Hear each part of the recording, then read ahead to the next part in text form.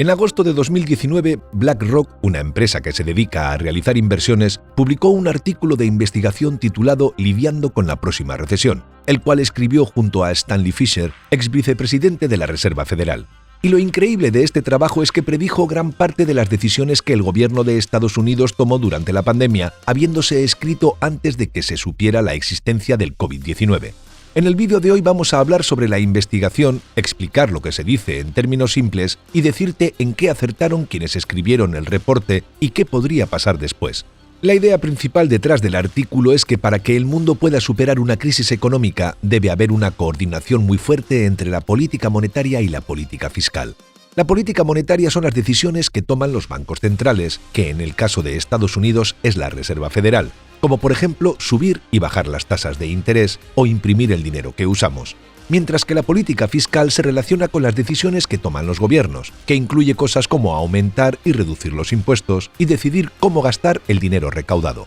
Por eso, a lo largo del artículo se explica qué decisiones de política monetaria debería tomar un banco central, qué decisiones de política fiscal debería tomar un gobierno y cómo deberían coordinarse entre ellas para poder salir adelante frente a una crisis económica. Vamos a ver cada una en detalle. Lo primero que dice el artículo es que la política monetaria por sí sola no será suficiente para hacer frente a una recesión económica. Una recesión económica se da cuando las personas gastan menos dinero y las empresas producen menos productos, lo que hace que toda la economía de un país se achique. Y una forma en la que el Banco Central de un país puede hacer que su economía vuelva a crecer mediante política monetaria es bajando las tasas de interés de los bonos. Los bonos son el instrumento que un país usa para pedirle dinero prestado a los inversores, y la tasa de interés es la ganancia que le pagan al inversor. Además, esa tasa funciona como una referencia para las tasas de interés de los bancos, por ejemplo, las que cobran por los préstamos hipotecarios, las tarjetas de crédito o cualquier otro préstamo. Es decir, bajar las tasas de interés de los bonos tiene dos efectos que hacen que la economía crezca. El primero es que como a los inversores les pagan menos intereses, o sea, menos ganancia, deciden invertir en otras cosas como acciones o prestar el dinero a las empresas, y eso hace que las empresas tengan más dinero para crecer. Y el segundo efecto es que como todas las tasas de interés de los bancos también bajan, las personas pueden tomar préstamos más baratos y empiezan a comprar cosas con préstamos, lo que también hace que mejore la economía. Pero cuando BlackRock publicó el artículo, las tasas de interés ya estaban bastante bajas en la mayoría de los países del mundo y no se podía bajar mucho más la tasa. Por ejemplo, en Estados Unidos la tasa de los bonos del Tesoro era del 2% aproximadamente cuando se escribió el artículo, y frente a la crisis de la pandemia la bajó a 0,25%. Es decir, la Reserva Federal podría ayudar a que la economía creciera bajando la tasa, pero no tenía mucho margen ya que era bastante baja. Por otro lado, así como la política monetaria no tenía mucho margen de maniobra porque las tasas eran bajas, el artículo dice que la política fiscal tampoco serviría para salir adelante de una recesión económica por sí sola. Así como la política monetaria puede impulsar la economía bajando las tasas de interés de los bonos, el gobierno a través de la política fiscal puede impulsar la economía gastando más dinero. Por ejemplo, si un gobierno quiere impulsar la economía, puede gastar dinero en construir carreteras, lo que por un lado le dará trabajo a más personas, pero también le generará más ventas a quienes fabrican materiales de la construcción.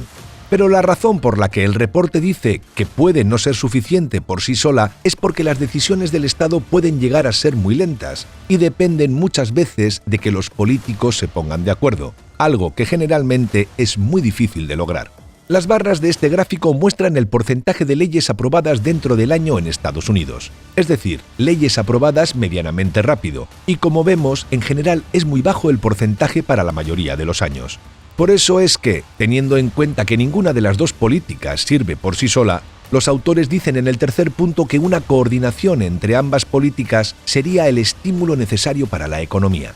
Sin embargo, los autores advierten de que esta interacción no siempre es fácil, y de hecho muchas veces hay grandes diferencias entre el gobierno y el Banco Central. De hecho, este artículo se escribió en la época en la que Donald Trump era presidente de Estados Unidos y criticaba todo el tiempo al presidente de la Reserva Federal, Jerome Powell, por no bajar más las tasas de interés para impulsar la economía. Trump incluso tuiteó que Jerome no tenía agallas, ni sentido ni visión, demostrando una mala relación entre el gobierno y la Reserva Federal. Por eso, frente a esa dificultad de los gobiernos y los bancos centrales para trabajar juntos, los autores proponen que el Banco Central encuentre formas de hacer que el dinero que imprime llegue directamente a las manos de las personas y las empresas para que lo gasten. Y la forma en la que ellos piensan que se puede lograr es que el Banco Central haga un financiamiento monetario explícito y permanente de una expansión fiscal, lo que en palabras simples significa imprimir mucho dinero y dárselo de forma directa a las empresas y las personas. Un ejemplo de esto fue cuando durante 2020 la Reserva Federal le prestó dinero directamente a las empresas a través de deuda corporativa. La deuda corporativa es la forma en que las empresas piden dinero prestado a los inversores en la bolsa. Y por más que una ayuda del gobierno a las empresas prestando dinero suene positivo, la realidad es que es algo muy peligroso, porque las empresas se acostumbrarán a que el gobierno las salve todo el tiempo y podrían empezar a tomar decisiones más arriesgadas sabiendo que el gobierno les salvará. Por ejemplo, podrían invertir dinero en algo que tenga altas probabilidades de fallar sabiendo que si sale mal, el gobierno les dará dinero. Pero la Reserva Federal de Estados Unidos no es el único banco central que ayuda a las empresas. El Banco Central de Japón ha estado comprando acciones durante la pandemia, y las acciones son otra forma en que las empresas consiguen dinero de los inversores. De hecho, en 2020 el Banco Central de Japón se convirtió en el mayor propietario de acciones de ese país con 434.000 millones de dólares en acciones. Y para aplicar esta idea de que el Banco Central le dé dinero directamente a personas y empresas, los autores proponen un plan de 4 pasos que dice cuándo y cómo debería el Banco Central dar el dinero, lo que los autores llaman estímulo, directamente a las empresas y personas. El primer paso sería definir qué tendría que pasar para que las empresas reciban ese dinero. En segundo lugar, analizar cuánta inflación se genera para imprimir ese dinero. Esto es porque el exceso de impresión de dinero genera que el mismo valga menos por haber demasiado disponible. Por ejemplo, la razón por la que el oro es más caro que el agua es porque hay muy poco oro y muchísima agua. Y con el dinero pasa lo mismo. Cuanto más dinero hay, menos vale ese dinero y más dinero necesitas para comprar las mismas cosas. Tercero, imprimir el dinero y dárselo a las personas y empresas que correspondan. Y cuarto, una vez que la economía está recuperada, ir sacando ese dinero poco a poco de la economía para bajar la inflación que se pudo haber generado. Es decir, así como imprimir dinero genera inflación, quitándolo de la economía se puede reducir la inflación. Y este punto es muy importante, porque si no se reduce la cantidad de dinero, se puede generar mucha inflación, que es lo que está pasando en Estados Unidos este año. Durante la pandemia se imprimió muchísimo dinero, como podemos ver en este gráfico que nos muestra la cantidad de dólares que hay disponibles en manos de personas y empresas. Y eso hizo que se disparara la inflación de casi 0% a comienzos de 2020 al 9% a mediados de 2022. Entonces ahora el objetivo de la Reserva Federal es bajar la inflación a un 2%, que era la inflación aproximada antes de la pandemia. Por eso la Reserva Federal ahora está sacando dinero de la economía subiendo las tasas de interés para que los inversores quieran darles dinero, ya que ahora por ese préstamo que les hacen los inversores, el gobierno les devolverá más dinero gracias a esas tasas más altas. Este es el gráfico de la cantidad de dinero que vimos antes, pero mostrando solo 2022, y se ve claramente cómo está bajando la cantidad de dinero desde marzo de este año. Volviendo al artículo, si la impresión de dinero genera inflación, ¿por qué los autores lo recomiendan para impulsar la economía? Es que la inflación, cuando está controlada más o menos en un 2% anual, produce un efecto positivo en la economía.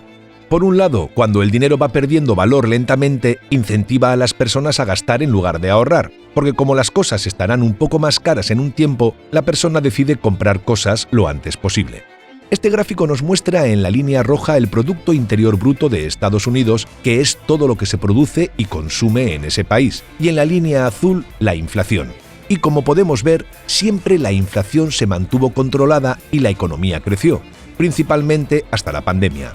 Y ahora que la inflación está descontrolada, el Producto Interior Bruto parece estancarse, lo que demuestra que una inflación controlada puede ser positiva para una economía. Esa es la razón por la que la Reserva Federal no quiere una inflación del 0%, sino del 2%. Pero si la inflación se descontrola, eso hace que las personas vivan cada vez peor y consuman menos. Aunque una inflación muy alta puede traer un beneficio para las grandes empresas. Y ese beneficio tiene que ver con las deudas. ¿Por qué? Cuando las tasas de interés de los bonos son bajas, como ha estado pasando desde la crisis de 2008, donde casi no ha superado el 2%, las grandes empresas aprovechan para tomar mucha deuda, ya que su coste es muy bajo. pero llega un punto en el que las empresas están muy endeudadas y les cuesta pagar sus préstamos, y allí es donde una inflación demasiado alta, como la que tiene hoy Estados Unidos, puede ayudar a las empresas. Esto es porque la deuda sigue siendo por el mismo monto de dólares, pero el dólar ahora vale menos. Es como deber menos dinero. Veamos esto con un ejemplo. Supongamos que una empresa toma $100 de préstamo y vende un producto por el que cobra un precio de $20 y su coste es de $10, por lo que su ganancia es de $10. En ese caso, la empresa tendrá que vender 10 productos para devolver el dinero que pidió prestado. Pero si hay inflación, el precio de venta aumentará y su coste también en la misma proporción. Si su nuevo precio es de $40 y su coste es de $20, su ganancia por unidad ahora aumenta a $20. Entonces ahora solo necesitará vender 5 productos en vez de 10 para pagar su deuda, que sigue siendo por $100. Por eso, algunos expertos creen que la inflación provocada por la impresión de dinero durante la pandemia fue intencionada para ayudar a las grandes empresas a cancelar sus altas deudas. De hecho, las empresas en Estados Unidos han tomado mucha deuda desde que bajaron las tasas en 2009. Puede ser por eso que BlackRock, una de las empresas más grandes del mundo, recomiende que se imprima más y más dinero. Pero volviendo al artículo, como al momento de escribirse la pandemia aún no había llegado, los autores hablan principalmente sobre el dinero que se imprimió para salir de la crisis de 2008. Y destacan que después de 10 años de impresión de dinero, es decir, desde 2009 a 2019, como se ve en el gráfico, la inflación seguía siendo muy baja en la mayoría de las principales economías. Y hasta 2021 eso fue cierto, ya que si miramos el gráfico de inflación de Estados Unidos entre 2009 y 2021, vemos que salvo los primeros momentos de 2009, cuando llegó a casi 4%, estuvo bastante controlada sin superar el 3%. Entonces, los autores destacan 2 razones para que la inflación se mantuviera controlada. La primera razón por la que la inflación estaba controlada antes y no lo está ahora es porque la cantidad de dinero que se imprimió en la pandemia fue mucho mayor al crecimiento de la economía. Esto significa que si se imprime dinero, pero la economía crece al mismo ritmo, el efecto de la inflación es menor porque la economía usa ese dinero. Es decir, no hay dinero sobrante. Pero si se imprime mucho dinero cuando hay menos actividad económica, como pasó en la pandemia donde los negocios y las empresas estaban cerradas por la cuarentena, se genera mucha inflación porque sobra dinero. Si vemos el gráfico completo que muestra la cantidad total de dinero que tienen las personas y las empresas, vemos que el ritmo al que se imprimía el dinero aumenta mucho durante la pandemia, generando mucho más dinero del que era necesario, disparando la inflación. Y la segunda razón tiene que ver con lo que se llaman expectativas de inflación. Cuando las empresas ven la inflación estable, no tienen razones para alarmarse y actúan normalmente. Pero cuando empiezan a ver que la inflación sube, empiezan a actuar pensando que va a subir más y eso genera más inflación. Por ejemplo, un comerciante compra mercancía hoy, pero como cree que va a haber mucha inflación, le carga una ganancia más alta a sus productos para compensar y termina siendo él mismo un generador de inflación. Pero según los autores, la inflación no es lo único que cambia el comportamiento de las personas y empresas, sino que las crisis financieras, como por ejemplo la del 2008, provocaron un cambio de comportamiento en relación al ahorro. Los autores creen que las crisis motivaron un ahorro precautorio persistente, lo que significa que las personas y empresas empezaron a ahorrar más para cubrirse frente a futuras crisis. Esto es porque cuando viene una crisis, los ahorros son fundamentales para sobrevivir si te quedas sin trabajo o si una empresa vende menos. Además, los autores creen que como las personas y empresas quieren invertir sus ahorros en inversiones seguras, muchos de estos ahorros se invierten en bonos del Tesoro de Estados Unidos. Y si las personas en vez de gastar su dinero lo ahorran, eso hace que a la economía le cueste más recuperarse. Porque como vimos antes, la clave para salir de una crisis económica es que las personas gasten más dinero. Por eso los autores creen que para salir de una crisis es fundamental que las tasas bajen, para que las personas y empresas sientan que no tiene sentido invertir en bonos de los Estados Unidos porque les pagan una tasa muy baja y decidan gastar más su dinero. Es por eso que en la siguiente parte del artículo hablan sobre cómo la Reserva Federal podría solucionar el problema de que la gente elija ahorrar en vez de gastar. Y la solución es poner dinero directamente en manos de los consumidores, ya sean hogares, empresas o el propio gobierno, algo a lo que se le conoce como dinero helicóptero. Ese nombre fue inventado por Milton Friedman, economista que recibió el Premio Nobel de Economía en 1976, y viene de un ejemplo que daba Friedman en su artículo donde decía que el hecho de que la Reserva Federal le diera dinero directamente a las personas y las empresas era como tirar dinero de un helicóptero para que la gente lo tome y lo gaste en forma inmediata. ¿Y de qué forma podría regalarle dinero a la gente? Bueno, podría ser, por ejemplo, a partir de devolver dinero de impuestos como hizo el gobierno de Estados Unidos durante la pandemia, cuando devolvió hasta $3.600 en impuestos por cada hijo a personas de bajos recursos, o pagarle a las personas una parte de sus facturas de la luz o gas, como hizo el gobierno británico que puso un precio tope al coste de la energía en el Reino Unido y se hizo cargo de pagarle a las empresas la diferencia para que las personas tuvieran más dinero. Es decir, no es necesario bajar las tasas de interés para que las personas decidan gastar más, sino que al tener ese dinero extra, las personas simplemente lo gastarán. Pero para que el dinero helicóptero funcione, los autores remarcan que se deben dar dos condiciones. La primera es que el dinero que se dé directamente a la gente y a las empresas tiene que ser el mismo que se imprima, ya que si se imprime más dinero del que se gasta, como vimos que pasó en 2020, se va a generar inflación, lo que obligará a la Reserva Federal a subir las tasas como está pasando ahora para bajarla. Ya te hemos explicado que si suben las tasas, las personas se verán tentadas a invertir ese dinero extra en los bonos del Tesoro en vez de gastarlo para hacer crecer la economía. Y la segunda condición es que ese dinero se dé en forma permanente, ya que si se los das por una vez única, es probable que las personas lo ahorren. Mientras que si lo das siempre, lo toman como una parte más de su ingreso y lo gastan. Y aunque los autores dicen que en teoría no debería generar mucha inflación, también admiten que en el pasado este tipo de acciones han llevado a un aumento bastante alto de la inflación, como estamos viendo hoy en día, o incluso a una hiperinflación, que es cuando la inflación crece de forma descontrolada. Pero el problema con estas decisiones es que requieren de mucho apoyo político para que cuente con el apoyo necesario. Por eso, el artículo continúa hablando sobre los desafíos políticos asociados con la impresión de dinero para regalarlo a las personas y empresas. Los autores comienzan poniendo de ejemplo que muchos bancos centrales empezaron a tomar decisiones sin consultar a los gobiernos después de la crisis de inflación que sufrió Estados Unidos en la década de los 70, cuando llegó hasta el 14%. Antes de eso, la política monetaria era manejada con una fuerte influencia del gobierno, y básicamente los presidentes de Estados Unidos definían cuánto dinero se imprimía. Por eso, para hacer crecer la economía, simplemente imprimían toneladas de dinero, lo que llevó a esa crisis de inflación en los años 70. Pero tras esa crisis de inflación, los bancos centrales se volvieron independientes y empezaron a manejar la impresión de dinero y las tasas de interés por su cuenta para evitar que la inflación se descontrolase, algo que desde 2008 había funcionado bastante bien hasta la pandemia. Pero esta libertad del Banco Central también ha generado conflictos políticos fuertes, como el que vimos antes entre Donald Trump y Jerome Powell. Además, así como han ganado libertad, los bancos centrales también han sido culpables de muchas crisis, como la actual, donde la inflación se generó por la sobreimpresión de dinero por parte de la Reserva Federal.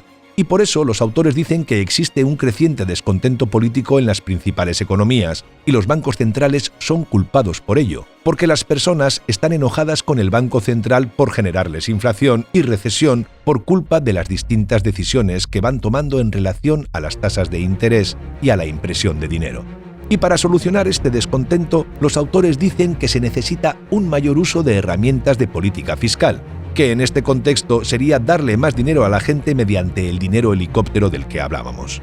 Es decir, si le damos dinero a las personas, estarán más contentas y protestarán menos. De hecho, hay una discusión en varios países del mundo respecto de implementar lo que se llama renta básica universal, que es básicamente un salario que el gobierno le pagaría a todos los habitantes de su país a cambio de nada, como un sueldo.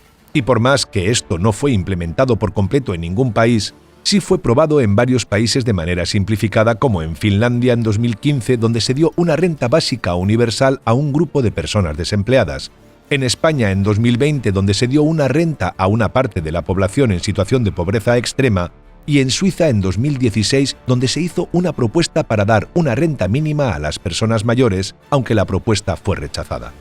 Hasta aquí describimos y analizamos lo que, según los autores, el gobierno y los bancos centrales deberían hacer para salir de una crisis económica. Increíblemente, muchas de esas decisiones que escribieron antes de la pandemia fueron las que tomaron los gobiernos para salir adelante de esta reciente crisis, como fuimos describiendo en este vídeo. Por ejemplo, los bancos centrales salieron a emitir dinero, Le dieron directamente dinero a las empresas a través de deuda corporativa. Le dieron dinero a la gente a través de ayudas para quienes sufrían las consecuencias del COVID, entre otras cosas. Es decir, los gobiernos han seguido paso a paso lo que este artículo dice.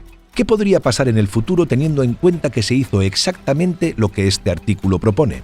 La situación es difícil de predecir, ya que los autores a lo largo del artículo remarcaban que estas medidas no deberían traer inflación si se coordina bien la política monetaria y la política fiscal. Pero eso no es lo que ha pasado. Hoy la inflación está creciendo en todo el mundo y la única forma de pararla es aumentar las tasas de interés, lo que, como vimos, llevaría sin dudarlo a una profunda recesión porque las personas, en vez de gastarlo, invertirían en esos bonos de Estados Unidos gracias a las altas tasas de interés que les devolverán. Y el problema es que no se podrá salir de esta crisis como en 2008 imprimiendo dinero, ya que eso generaría más inflación, por lo que el camino a seguir es bastante incierto. Esperemos que los gobiernos y los bancos centrales puedan finalmente coordinarse para poder ofrecer una solución unificada que saque adelante al mundo de esta nueva crisis.